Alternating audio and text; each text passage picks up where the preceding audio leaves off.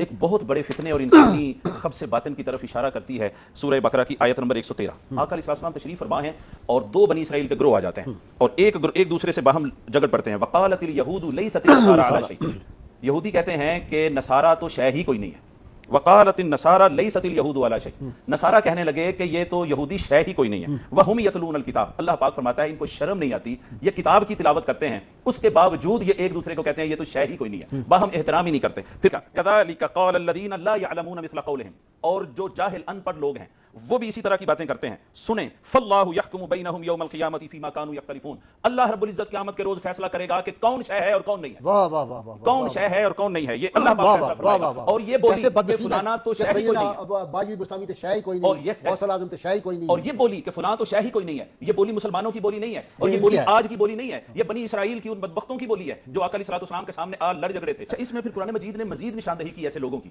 جن کو فتنے کے طور پر قرآن پاک نے اور سورہ بقرہ نے ہمیں متعارف کروایا، اور وہ یہ ہے آیت نمبر 204 ہے، وَمِنَ النَّاسِ مَن يُعْجِبُكَ قَوْلُهُ، کچھ لوگ ایسے ہیں جن کی باتیں تمہیں بڑی معلوم ہوتی ہیں، فی الحیات الدنیا، وہ دنیاوی سطحی لینگویج استعمال کرتے ہیں، وَيُشْهِدُ اللَّهَ عَلَىٰ مَا فِي قَلْبِهِ، اور اپنے دل کی غلاظتوں پر اللہ کی آیات کو گواہ بھی بناتے ہیں، وَهُوَ أَلَدُّ الْخَصَامِ، حقیقت یہ ہے کہ یہی سخت جھگڑالو ہیں، یہی سب سے بڑا فتنہ ہے۔ آقا علیہ السلام نے فرمایا اے عائشہ قیامت قائم نہیں ہوگی جب تک میری امت کے آخری لوگوں میں سے ایسے فتنے نہ پیدا ہوں گے جو اپنے پہلے والوں پر لعنت کریں گے۔